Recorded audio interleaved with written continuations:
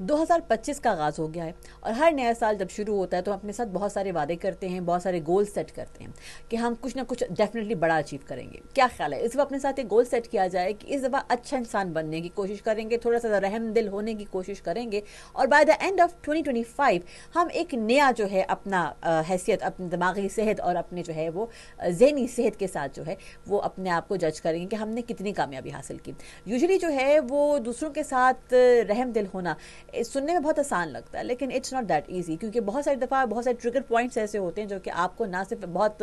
Biased अंदाज में, eight times unbiased अंदाज में ट्रिगर करवाते हैं। गुस्सा आता है, तंगी होती है, लेकिन ट्रस्ट मी, अगर अपने इस गुस्से पे कंट्रोल कर लिया जाए और हो सकता है कि दूसरा बंदा जो कि आपको तंग कर रहा उसकी भी कोई मजबूरी को सोच लिया जाए, कहते हैं ना मार्जिन दे देना, तो इससे जो है वो आप दूसरों का नहीं बल्कि अपना ही भला कर रहे होते हैं। तो आइए इस साल कोशिश करते हैं कि हम ये साल यानी कि बाय द एंड ऑफ 2025 एक बेहतर इंसान की सूरत में अपने आप को सामने ला सकें।